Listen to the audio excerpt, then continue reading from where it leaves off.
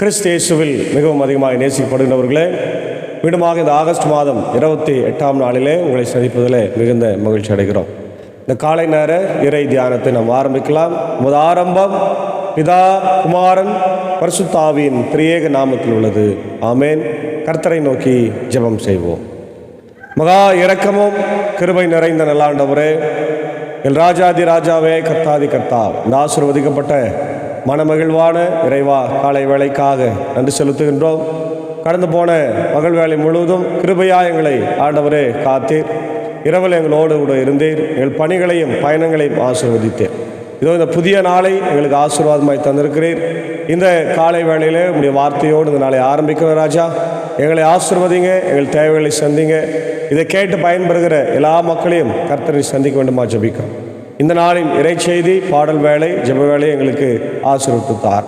இறை மைந்தன் இயேசுவின் மூலம் ஜெபிக்கிறோம் நல்ல பிதாவே, ஆமேன். காலை வேளையில் நாம் 348வது பாடலாகிய அன்பே பிரதானம் சகோதர அன்பே பிரதானம் என்ற பாடலை சாரோடு இணைந்து நாம் பாடுவோம்.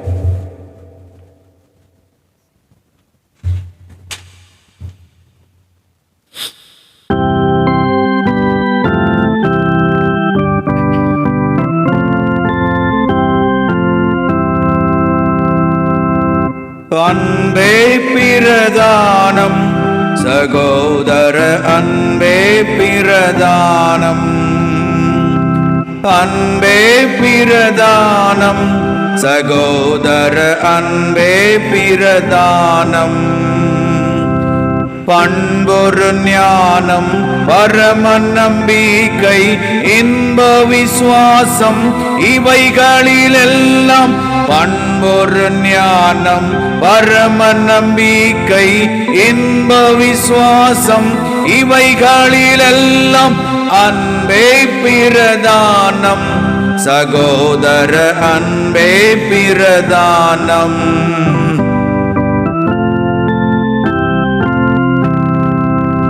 பல பல பாஷை படித்தறிந்தாலும் கலகலவென்னும் கைமணியாமே, பல பல பாஷை படித்தறிந்தாலும் கலகலவென்னும் கைமணியாமே, அன்பே பிரதானம் சகோதர அன்பே பிரதானம்.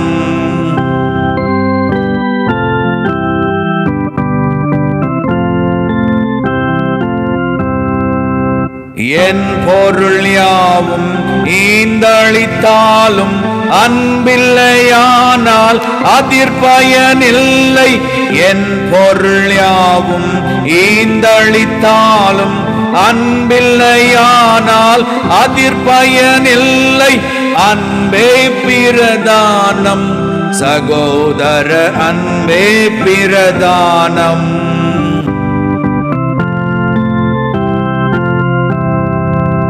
துணிவுடனுடலை சுட கொடுத்தாலும் பணியவன்பில்லார் பயனதிரில்லை, துணிவுடனுடலை சுட கொடுத்தாலும் பணியவன்பில்லார் பயனதிரில்லை, அன்பே பிரதானம் சகோதர அன்பே பிரதானம்.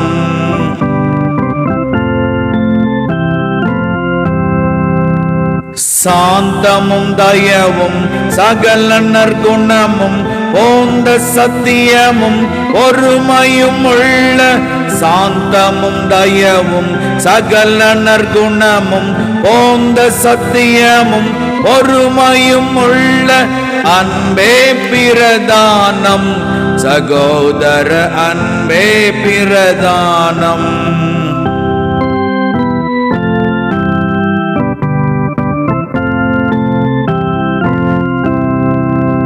புகழிருமாப்பு ஒழிவு பொறாமை பகனியாய பாவமும் செய்ய, புகழிருமாப்பு ஒழிவு பொறாமை பகனியாய பாவமும் செய்ய, அன்பே பிரதானம் சகோதர அன்பே பிரதானம்.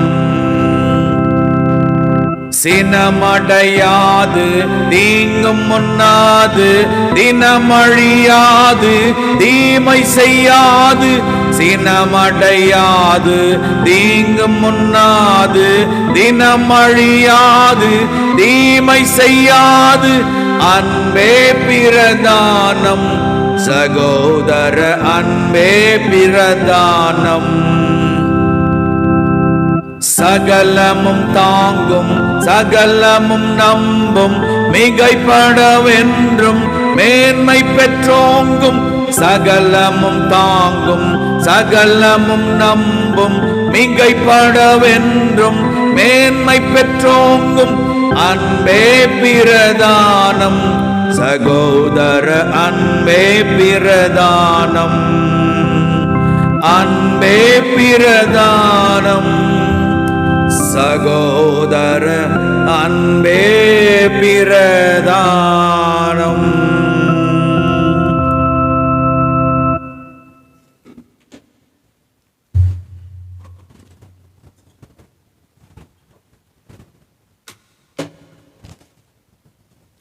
கிறிஸ்து இயேசுவில் மிகவும் அதிகமாக நேசிக்கப்படுகின்றவர்களே, மீண்டுமாக உங்கள் யாவரையும் இறைமைந்தன் இயேசுவின் திருப்பெயராலே இந்த மகிழ்ச்சியும் ஆசீர்வாதம் நிறைந்த காலை வேளையிலே அன்போடு வாழ்த்தி வரவேற்றுக் கொள்கின்றேன். இந்த நாளிலே நாம் தியானிக்கும்படியாய் கொடுத்திருக்கிற திருமறை பகுதி, அது உபாகமம் 4ஆம் அதிகாரம், வசனங்கள் 1, 2, 4 முதல் 6 வசனங்கள். 1, 2, 1 6 வசனங்கள். இங்கே இஸ்ரவேல் மக்களுக்கு மோசே கொடுக்கிற இணை சட்டம். இந்த புத்தகம் இணை சட்டம் என்று சொல்லப்படுகிறது. இணை சட்டம் என்று சொன்னாலே மீண்டும் சொல்லுதல் அல்லது உப ஆகமம் என்று சொல்லப்படுகிறது. இதனுடைய தலைப்பை நம்ம பார்த்தால், கீழ்ப்படியுமாறு மோசே இஸ்ரவேலரை ஊக்குவிக்கிறார்.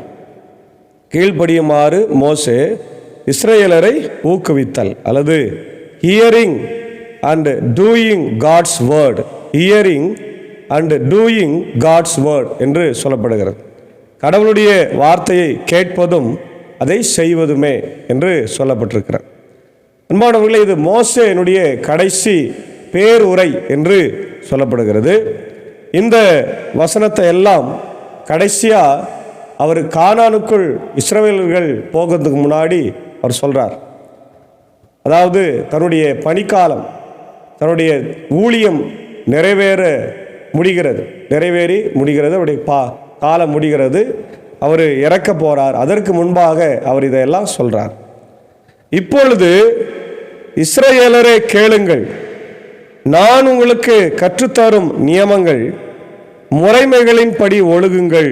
அதனால் நீங்கள் வாழ்ந்து உங்கள் மூதாதையரின் கடவுளாகிய ஆண்டவர் உங்களுக்கு கொடுக்கும் நாட்டுக்கு சென்று அதை உரிமையாக்குவீர்கள். நான் உங்களுக்கு கட்டளையிட்டு சொல்பவற்றோடு எதையும் சேர்க்கவும் வேண்டாம், அதிலிருந்து எதையும் நீக்கவும் வேண்டாம். உங்கள் கடவுளாகிய ஆண்டவரின் கட்டளைகளை நான் உங்களுக்கு கொடுக்கிறேன், கற்றுத்தருகிறேன், அவற்றை பின்பற்றுங்கள் என்கின்றார். அன்பானவர்களே, கடவுளுடைய வார்த்தை மிகவும் முக்கியத்துவம் வாய்ந்தது.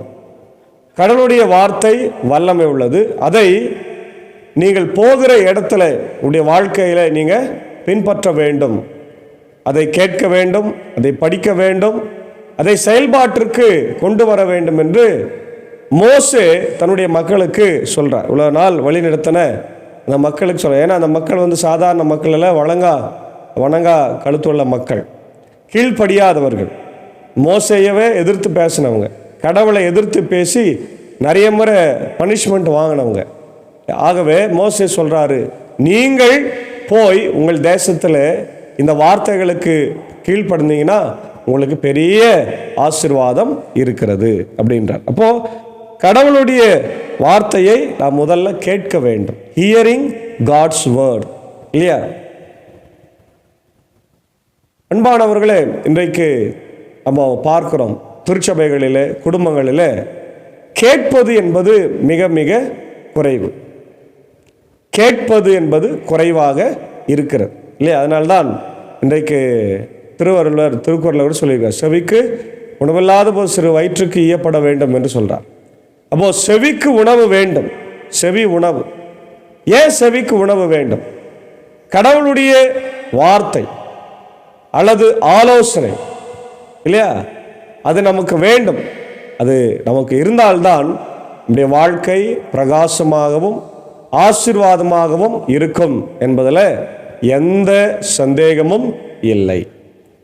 அதை தான் இங்கே மோசே தன்னுடைய மக்களுக்கு சொல்றார், hear the word of God.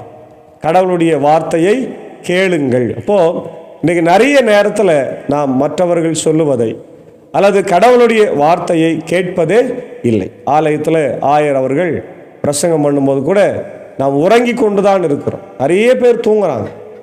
வீடுகளிலே உறங்காமல், வீடுகளிலே இளைப்பாறுதல் செய்யாமல், ரெஸ்ட் எடுக்காமல் ஆலயத்தில் வந்து தூங்குறவங்க நிறைய பேர் இருக்கிறாங்க. ஆலயத்தில் தூங்கினா என்ன ஆகும்? கடவுள் வசனத்தை விட்டு விடுவோம் இல்லையா? ஒரு பாடல் கூட இருக்குது, பாடசாலையிலே தூங்கினவன் கல்வியை இழந்தான் என்று சொல்லி, போரிலே தூங்கினவன் வெற்றியை இழந்தான். அதுபோல நாம் கேட்க வேண்டிய இடத்துல கேட்கவில்லை என்றால் நம்முடைய வாழ்க்கை நமக்கு ஆசீர்வாதமாக இருக்காது. இழந்து போவோம், எல்லாவற்றையும் இழந்துருவோம் என்று நம்ம பார்க்கிறோம். அதே தான் ரெண்டாவது நம்ம பார்க்கிறோம், டூயிங் காட்ஸ் வேர்ட். கடவுளுடைய வார்த்தையை நாம் செயல்பாட்டுக்கு கொண்டு வர வேண்டும். முதல்ல கேட்க வேண்டும், ரெண்டாவது செயல்பாட்டுக்கு கொண்டு வர வேண்டும். அதை தான் இங்கே நம்ம பார்க்கிறோம். அப்போ we need to put the God's word into practice in our lives. நம்முடைய வாழ்க்கையில கடவுளுடைய வார்த்தையை நம்ம பழக்கத்திற்கு கொண்டு வர வேண்டும் இல்லையா? நம்ம செயல்பாட்டுக்கு கொண்டு வர வேண்டும். Obedience demonstrates our love and commitment to God. கடவுளுடைய வார்த்தையை செயல்பாட்டுக்கு கொண்டு வர வேண்டும். இப்போ நம்ம பாட்டு பாடணும், அன்பே பிரதானம் என்று. அந்த அன்பை நம்ம வாழ்க்கையில் கொண்டு வரலன்னா நாம் அன்பை பற்றி படித்தும் அன்பை பற்றி பாடியும் பிரயோஜனமே இல்லை. அதனால் கடவுள் வார்த்தையை நம்முடைய செயல்பாட்டிற்கு கொண்டு வரணும். ஒன்று, கடவுளுடைய வார்த்தையை கேட்க வேண்டும். ரெண்டாவது, கடவுளுடைய வார்த்தையை செயல்பாட்டுக்கு கொண்டு வரணும். மூன்றாவது, ஒபீடியன்ஸ். ரெண்டாவது வசனத்தில் கீழ்ப்படிய வேண்டும் என்று சொல்றார். கீழ்ப்படிதல் மிக முக்கியம். கர்த்தருக்கு கீழ்ப்படிவதில் உத்தமம் இல்லையா? மற்றவங்களுக்கு கீழ்ப்படித பார்க்கலாம், கர்த்தருக்கு கீழ்ப்படிவது உத்தமம் என்று வேதம் சொல்லுகிறது. த கான்சிக்வன்சஸ் ஆஃப் ஒபீடியன்ஸ் இல்லையா? அப்போ கடவுளுடைய வார்த்தையோடு ஒன்று கூட்டவும் கூடாது, ஒன்று குறைக்கவும். அதான் சொல்றார், the dangers of the adding or subtracting from God's word highlight the importance இல்லையா? Faithful obedience to avoid consequences. The importance of obedience, faithful obedience. ஒரு கீழ்ப்படிதல் உள்ள அல்லது அர்ப்பணிப்பு உள்ள ஒரு கீழ்ப்படிதலை ஆண்டவர் நமக்கு எதிர்பார்க்கிறார். அடுத்தது பார்த்தீங்கன்னா யாக்கோபு 1:22 பார்க்கிறோம், நீங்கள் வார்த்தையை கேட்பவர்களாய் மட்டும் இல்லாமல் நீங்கள் செயல்பாட்டில் கொண்டு வாருங்க என்று யாக்கோபு 1:22 நாம் பார்க்குறோம். லூக்கா 6:46-49 பார்க்குறோம், உங்களுடைய வீட்டை கற்பாறையின் மேலே கட்டுங்கள், அவன்தான் புத்தி உள்ளவன், அவன் வார்த்தையை கேட்டு அதன்படி செய்கிறவன்றார். நீதிமொழிகள் 28:9 பார்க்குறோம், கடவுளுடைய வார்த்தையை நிராகரித்தால் நமக்கு நிறைய குழப்பங்களும் பிரச்சனைகளும் வரும். வெளிப்படுத்தின விசேஷத்தை பார்க்குறோம் 22:18-19 நம்ம எதையும் கூட்டக்கூடாது, கடவுளுடைய வசனத்தை எதையும் குறைக்கக்கூடாது அப்படின்றத ரொம்ப தெளிவாக அதில் சொல்லப்பட்டிருக்கிறது நம்ம பார்க்குறோம். அடுத்தது 4 முதல் 9 வசனங்களில் நம்ம பார்க்கும்போது இங்கே நம்ம பார்க்கின்றோம், மாறாக உங்கள் கடவுளாகிய ஆண்டவரை உறுதியாய் பற்றி கொண்ட நீங்கள் இன்றும் வாழ்கின்றீர்கள். நம் கடவுளாகிய ஆண்டவரின் கட்டளைப்படியே நியமங்களையும் முறைமைகளையும் உங்களுக்கு கற்றுத்தருகிறேன். எனவே நீங்கள் போய் உரிமையாய் கொள்ளும் நாட்டில் அவற்றை பின்பற்ற வேண்டும். நீங்கள் அவற்றை பின்பற்றி நடங்கள், அதுவே மக்களினங்களின் முன்னிலையில் உங்கள் ஞானமும் அறிவாற்றலுமாய் விளங்கும். இந்த நியமங்களை கேள்வியுறும் அனைவரும் உண்மையில் பேரினம் ஞானமும் அறிவாற்றலும் கொண்ட மக்களால் ஆனது என்பர். நாம் குரல் எழுப்பும் போதெல்லாம் நாம் கடவுளாகிய ஆண்டவர் நம்மோடு உள்ளார். அவரை போல் மக்களுக்கு மிகவும் நெருங்கிய கடவுளை கொண்ட வேறு பேரினம் ஏதாகிலும் உண்டா? நான் இன்று நேர்மை மிகு சட்டங்களை உங்களுக்கு தந்துள்ளேன். இவற்றை போன்ற நியமங்களையும் முறைமைகளையும் கொண்ட வேறு பேரினம் ஏதாகிலும் உண்டா? கவனமாயிருங்கள். உங்கள் கண்களால் நீங்கள் கண்ட அனைத்தையும் மறந்து போகாதபடி உங்கள் இதயங்களில் காத்து கொள்ளுங்கள். உங்கள் வாழ்நாள் முழுமையும் நீங்கள் அவற்றை மறக்க வேண்டாம். உங்கள் பிள்ளைகளுக்கும் பேர பிள்ளைகளுக்கும் அவற்றை எடுத்து கூறுங்கள் என்று ரொம்ப அழகா கடவுளுடைய வசனத்தை பற்றி இங்கே சொல்றார் இல்லையா? அதாவது என்ன சொல்றாருன்னா, நீங்கள் போகிற உங்களுடைய தேசத்தில் கடவுளுடைய வார்த்தையை பின்பற்றுங்கள். அதாவது wisdom through obedience, wisdom through obedience, கீழ்ப்படிவதனால ஞானம் வரும் என்று சொல்றார். The following God's commands leads to wisdom. கடவுளுடைய கற்பனைகளை நம்ம கீழ்ப்படிந்தால், கை கொண்டால் நமக்கு ஞானம் கிடைக்கும்.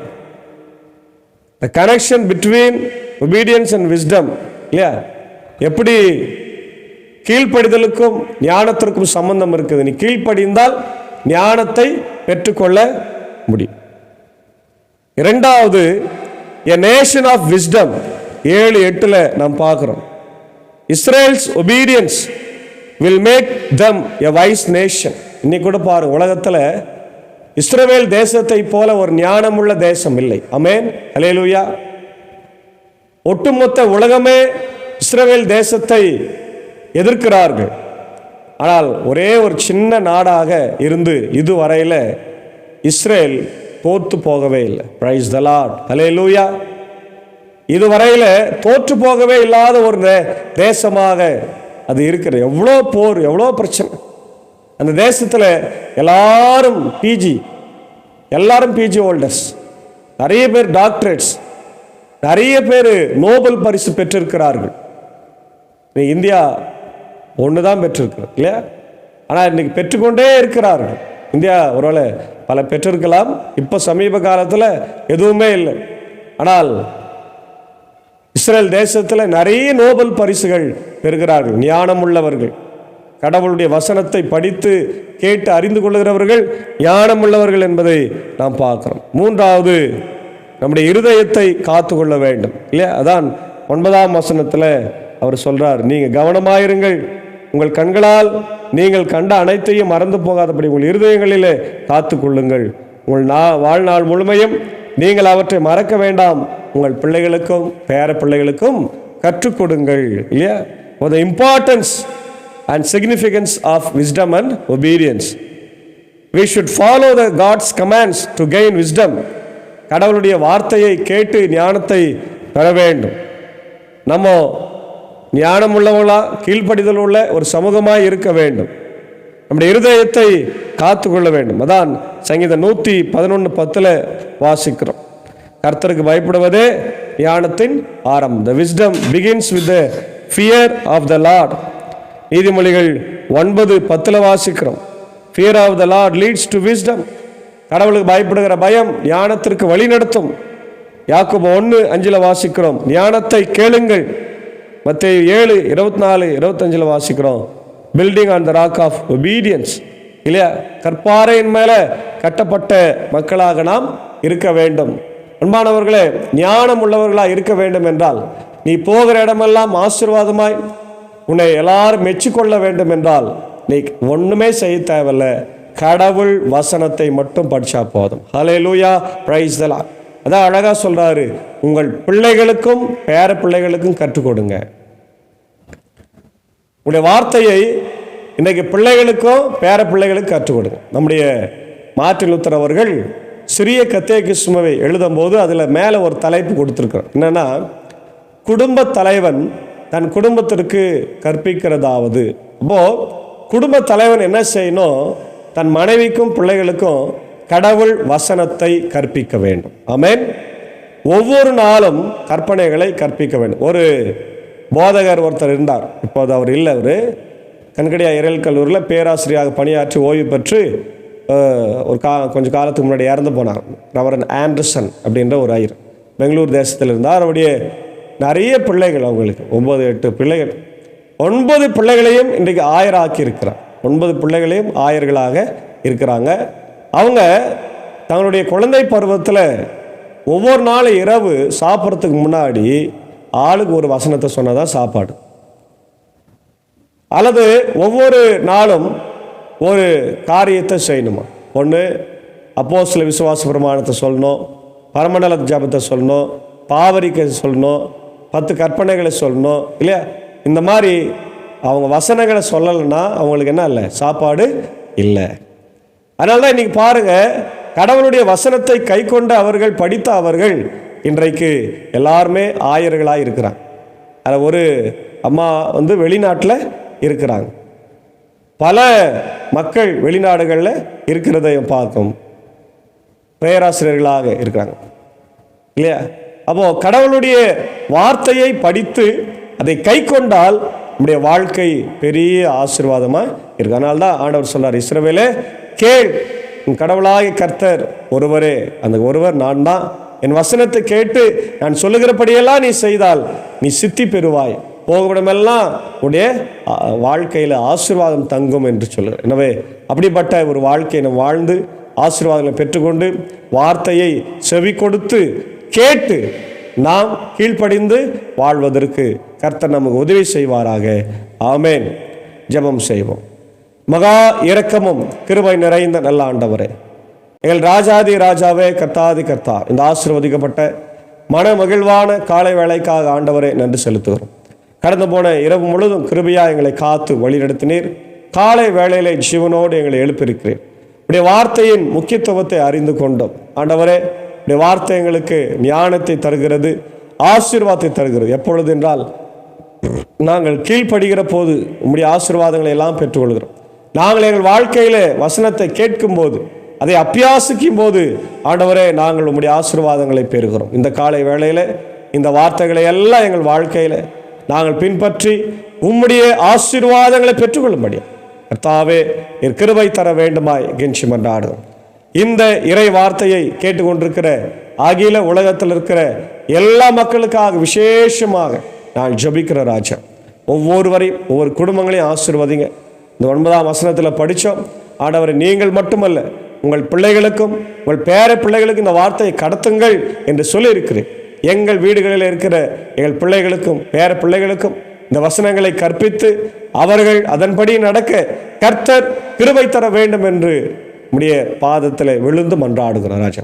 இந்த வார்த்தைகளை கேட்டுக்கொண்டிருக்கிற அகில உலகத்தில் இருக்கிற எல்லா மக்களுக்காக விசேஷமாய் நான் ஜெபிக்கிறோம். America, UK, Australia, New Zealand, Philippines, gulf கண்ட்ரிஸில் இருக்கிற மக்களுக்காக, இந்தியாவில் இருக்கிற மக்களுக்காக, இந்தியாவில் ஒவ்வொரு மாநிலத்தில் இருக்கிற மக்களுக்காக ஆண்டவரே, என்னுடைய ஜனாதிபதி, பிரதமர், முதலமைச்சர், கவர்னர் அவர்களுக்காக, என்னுடைய ஆண்டவர் இந்தியாவில் இருக்கிற ஒவ்வொரு மாநிலத்தினுடைய முதலமைச்சர், கவர்னர்களுக்காக வேண்டிக் கொள்ளுகிறோம். கர்த்தர் ஒவ்வொருவரையும் ஆசீர்வதிங்க. ஒவ்வொரு மாநிலத்தில் அமைதி, சமாதானம், ஆண்டவர் சந்தோஷம் பொங்கட்டும். சாதி, மதம், இனம் பேதமின்றி ஒற்றுமையாய் நாங்கள் வாழ ஆண்டவர் கிருபை தர வேண்டும் என்று கெஞ்சி மன்றாடுகிறோம்.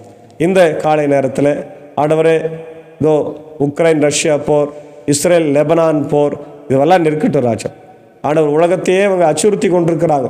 உலக சமாதானம் பாதிக்கப்படுகிறது, அமைதி பாதிக்கப்படுகிறது. இதனாலே குழந்தைகளும் ஆண்டவரே, அதோ கர்த்தாவை பிள்ளைகளும் பாதிக்கப்படுறாங்க ராஜா. தாய்மார்களும் பெண்களும் பாதிக்கப்படுறாங்க, வயதானவர்கள் பாதிக்கப்படுறாங்க. கண்ணோக்கி பார்த்து சீக்கிரமாய் போர் நிறுத்தத்தை அவர்கள் அறிவித்து சமாதானமான ஒரு ஆண்டவர் வாழ்வை பின்பற்ற கர்த்தர் கிருபை தார். காலை வேளையிலே ஆண்டவரே, என்னுடைய கர்த்தாவே இந்திய தேசத்திற்காக, என்னுடைய தாய் திருச்சபையாக ILCக்காக ஜெபிக்கிறோம். ஆண்டவரை, நேற்று தினத்தில் பெதஸ்தா மருத்துவமனை CMCக்காக கொடுப்பதற்கு பேச சென்றார்கள். முதல் சுற்று முடிவடைந்திருக்கிறது, இன்னும் நிறைய சுற்றுகள் இருக்கிறது. அவர்கள் உட்கார்ந்து பேசி ஆண்டவர் CMCக்கு பெதஸ்தாவை கொடுக்க கர்த்தர் கிருபை தர வேண்டும் என்று கெஞ்சி மன்றாடுகிறோம். அதற்காக ஆண்டவரே, ILC ஆண்டவரை தலைவருடைய ஆண்டவரே தலைமையில் நடைபெறுகிற எல்லா கூடுகையிலும் கர்த்தர் பரிசுத்த ஆவியானவர் நீர் இருந்து தந்து ஞானமாய் பேசி ஞானமாய் நல்ல முடிவுகளை CMC தலைவர்கள் எடுக்க கர்த்தர் கிருபை தர வேண்டுமாய் கெஞ்சி மன்றாடுகிறோம். ஆண்டு நாளிலே பிறந்த நாளை திருமண நாளைக்கு நன்றி செலுத்துகிற மக்களுக்காக ஜெபிக்கிறோம். ஆண்டவரே, அதே போல பலவீனமாய் சுகவீனமாக இருந்த மக்களுக்காக நான் ஜெபிக்கிறோம். குறிப்பாக நேற்று தினத்தில் ஆண்டவரே, தன்னுடைய 25வது திருமண நாளை கொண்டாடிய என்னுடைய மிஷன் டைரக்டர் அருள் திரு விஜயகுமார் ஐயருக்காகவும் ஐரம்மாவுக்காகவும் 2 பெண் பிள்ளைகளுக்காக ஜெபிக்கிறோம். வெங்கடசமுத்திரம் போதக வட்டத்திலே ஆயராக பணியாற்றி கொண்டிருக்கிற ஆயருக்கு நல்ல சுகத்தையும் பலத்தையும் ஆரோக்கியத்தை தாரும். அவருடைய ஊழியங்களை கர்த்தர் ஆசீர்வதிக்க வேண்டுமா ஜெபிக்கிறோம். தொடர்ந்து இல்லற வாழ்க்கையில மென்மேலும் ஆண்டவரே, இதோ வெள்ளி விழாவை கண்டவர்கள் பொன் விழாவையும் காண கர்த்தர் கிருபை தர வேண்டுமாய் நான் ஜெபிக்கிறோம். தொடர்ந்து இந்த நாளிலே பலவீனமாய் சுகவீனமாய் இருக்கிறவர்கள் உண்டு, படுக்கையில் இருக்கிறவங்க உண்டு. இப்படி ஆயர்கள் லிக்சன் ஐயருக்காக, ஆண்டவர் ராஜ்குமார் ஐயருக்காக, இன்னுமாய் ஆண்டவரை மூத்த விசுவாசிகள், தாய்மார்கள், ஆயிரமாக்கள் எல்லாருக்காக ஜெபிக்கிறோம். தொடர்ந்து நம்முடைய கிருபை ஆண்டவர்களோடு இருக்கட்டும். இந்த ஊழியத்தில் எங்களோடு இருக்கிற நண்பர் சாருக்காக, ஆண்டவரை என்னுடைய ஏஞ்சி அக்காவுக்காக, அன்பான பிள்ளைகள் மாத்தலைமறைகளுக்காக நான் வேண்டிக் கொள்கிறோம். குடும்பங்களை ஆசீர்வதி, ரத்த கோட்டைகளை மறைத்து கொள்ளும். சாகோ சாருக்காக, டீச்சருக்காக, ஆண்டவர் இந்த பிராட்காஸ்ட் செய்து உதவி செய்கிற ஜான்சன் சாருக்காக ஜெபிக்கிறோம். எல்லாருக்கும் நல்ல சுக பேலன்ஸ் ஜீவனை தாரும். குறிப்பாய் இந்த நாளின் பணிகளை பயணங்களை ஆசீர்வதினால் எங்கு சென்றாலும் வார்த்தையை கேட்பதில் நேரத்தை செலவழிக்கவும், வார்த்தையை ஆண்டவர் படிப்பதில் நேரத்தை செலவழிக்கவும், அதை எங்கள் வாழ்க்கையில் ஆண்டவர் கை கொள்ளவும் நாங்கள் அர்ப்பணிக்க கர்த்தர் கிருபை தாரும். நீரை பொறுப்பெடுத்துக் கொள்ளும். ஆசீர்வதியும் துதி கன மகிமை உமக்கே செலுத்துகிறோம். இறைமகனாம் இயேசுவின் மூலம் ஜெபிக்கிறோம். ஜெபம் கேளும் நல்ல பிதாவே, ஆமேன்.